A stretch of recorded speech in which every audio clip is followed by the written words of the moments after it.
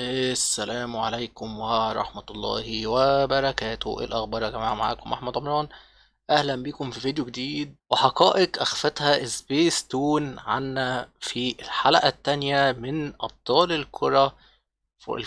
فرسان الزمن، كنت هقول فرسان الزمن. المهم اللي ما يعرفش الحلقة التانية قصدي نزلت يوم 1 يناير 2024، وكانت بعنوان بيان وغمار الزمن. وده هينقلنا مع بعض لأول حقيقة.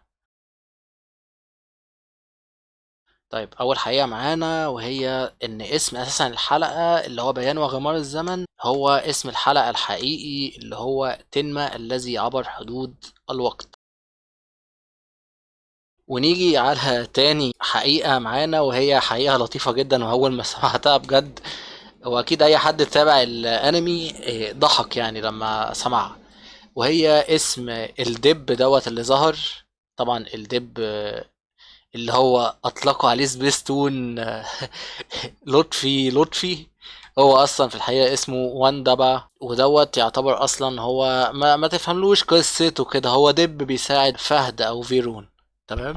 بس حكايه ان هو انت تسمي دب بلطفي مسخره يعني. ايه اللي جاب واندبا لطفي؟ طب سميه الدب سميه الدب حتى، او دبدوبه، اي حاجه حاجه قريبه من واندبا مثلا.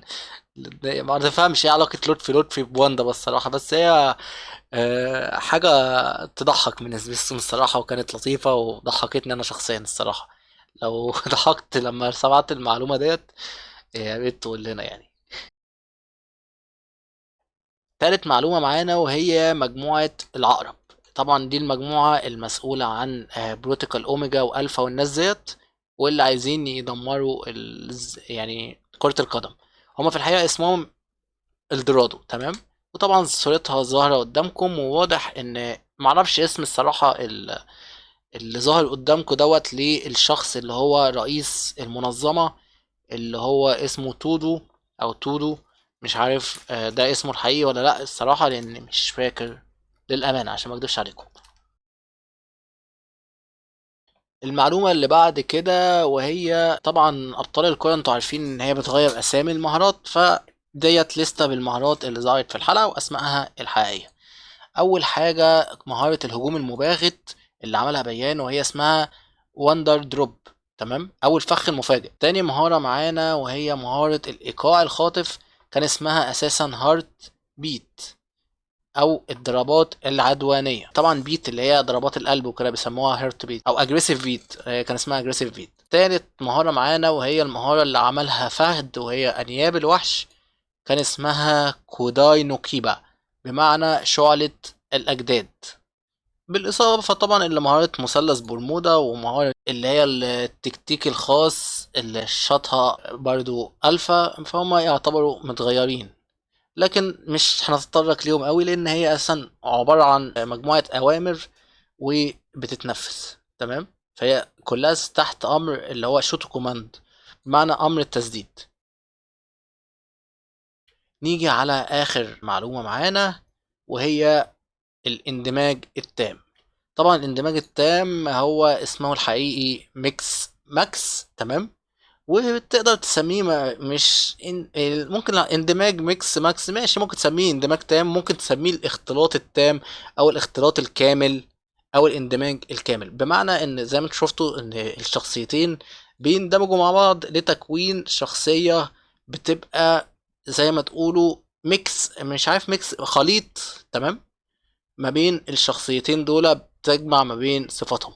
ودي اجمل حاجة الصراحة في موضوع كرون ستونز، انك تعمل ميكسات ما بين الشخصيات وما بين شخصيات. بس لما توصل لشخصية وحيوان انا حاسس ان هي افورت منهم شوية يعني، الاشخاص وبعضها، لان ديت كانت حاجة المميزة الخاصة باللعبة. لو انت ملعبتش لعبة كرون ستونز فانصحك تجربها يعني بشدة. تمام. وبس ده كان فيديو بسيط عن أهم التغييرات أو التحريفات أو التغييرات، تمام، اللي عملتها سبيس تون في الحلقة التانية من أبطال الكرة فرسان الزمن.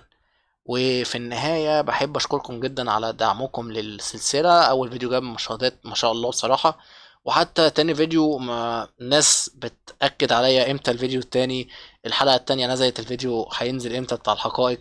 وبجد يعني متشكر جدا، مش عارف اقول لكم ايه على الدعم، لان الواحد من غير دعمكم وكلامكم الحلو ده ما كانش يقدر يعمل اي حاجة او يستمر في اي حاجة. طبعا اللي ما يعرفش، حلقة او حلقات ابطال الكرة فرسان الزمن بتنزل على كل اسبوع من يوم الاثنين من كل اسبوع على تطبيق سبيس تون جو. تمام، وده تطبيق موجود على الجوجل بلاي على الهواتف، وتقدر تحمله برضو اعتقد على الايفون على الاب ستور.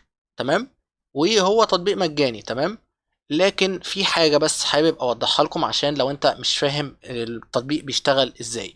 التطبيق الاول بيديك حلقتين ثلاثة كده مجانا، وبعد كده بيبقى في بقية الحلقات على حسب طبعا الانمي، بس اعتقد هيبقى تبع الباقات بقى. لو انت عايز تكمل بقية الانمي، يا اما تشترك في الباقات. معرفش الباقات سعرها كام، اعتقد في باقات اسبوعية وشهرية وسنوية وحاجات كده يعني، وفي باقات ازالة اعلانات، حاجات مختلفة كده على التطبيق بتاعهم. تمام، لو حابب تشترك بقى ومعاك فلوس وكده، عيش عندك كل برامج سبيستون تقدر تتفرج عليها براحتك في اي وقت انت عايزه. والمميز كمان ان الحلقات بتنزل على التطبيق قبل ما تنزل في حلقة، او قبل ما تنزل في قناة سبيستون نفسها. طبعا انمي سبيستون على سبيستون بقى هينزل امتى ده لو انت بقى في حالة ان انت خلاص اتفرجت على الحلقات المجانية والحلقات الجديدة نزلت لمشترك الباقات. فعندك حل بقى من حلين. الحل التاني انتوا عارفينه، ان انتوا تقدروا تتفرجوا عليه من مصدر خارجي. تمام، الحل الاولاني وهو ان انتوا تتابعوا على سبيس تون، بس هو هينزل امتى على سبيس تون لحد دلوقتي غير معروف اصلا. تمام، فدي الطرق الوحيدة اللي تقدروا تتفرجوا بيها. تمام، وطبعا ماليش دعوة لو يعني اخر مسؤوليتي ان اي حد هيتفرج على حاجة خارجية. في برضه اعتقد حاجات خارجية ممكن تلاقوها باشتراك، يعني ممكن واخدين اذن من سبيستون، معرفش الحقيقة يعني، فاهم او فاهمين يعني. فانا حبيت بس اوضح لكم النقطة ديت عشان الناس اللي مش عارفة اساسا ان بيتذاع فين ولا التطبيق ده موجود فين ونتفرج عليه منين وفين وازاي وكده. تمام، فعندكم تطبيق سبيستون جو، ده الطريقة الرسمية اللي موجودة. وحاليا أساسا الحلقتين اللي نزلوا الأولى والتانية موجودين على الباقات أو المشترك الباقات المجانية، بمعنى أنت مجرد هتحمل التطبيق هتقدر تتفرج عليه براحتك. وغير كده تقدر تتفرج على أول حلقتين أو على يعني هتلاقي في حلقات تبع أنميات مختلفة من سبيستون نازلة على الباقات المجانية دي، تقدر تتفرج عليها براحتك في أي وقت أنت عايزه ومتى تشاء يعني. بس أتوقع ممكن يبقى في عليها إعلانات في بعض الأوقات، ده اللي أعرفه. وفي النهاية بعتذر على الإطالة، أنا بس حبيت أفهمكم موضوع تطبيق سبيستون جو لأن ناس كتير بتسألني عليه. وهحاول أسيب لكم رابط تحميله من جوجل بلاي في الوصف، لو حابب تحمله تتفرج عليه في أي وقت أنت عايزه. ونأمل إن سبيستون ما تتأخرش علينا في تنزيل حلقات أبطال الكرة فرسان الزمن، لأن أعتقد هم حاليا بيذيعوا الجزء اللي هو بتاع الفرسان العادي ولسه في أوله تقريبا، فمستنيين يخلصوه بعد كده يبقوا يذيعوا دوت أتوقع. انتوا اللي بتتابعوا بقى سبيستون قولوا لي لو كلامي صح ولا غلط، لان انا حاليا بقالي فتره كبيره قوي مش بتابع سبيستون للاسف. فقولوا لي ايه الكلام، وشكرا جدا ليكم. اشوفكم ان شاء الله الحلقه الجايه من تحريفات او تغيير سبيستون. كل اسبوع ان شاء الله هحاول انزلها كده بشكل مستمر كل اسبوع، ولغايه ما نخلص ممكن ننزل برضو في النص كده حقائق عموما عن ابطال الكره لا تعرفها. تمام، واشوفكم ان شاء الله في فيديو جاي. وكان معاكم احمد عمران، ولو مش مشترك في القناه او ما تشترك او تشوف القناه ديت ادعوك للاشتراك.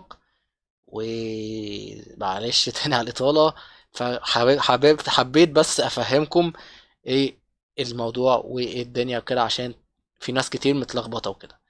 والسلام عليكم. ينصح الخبراء اليابانيين باتخاذ الإجراءات التالية: サブスクライブ、ライク、コメント、フェイブルト。 ولا تنسى تشيك على باقي فيديوهاتنا.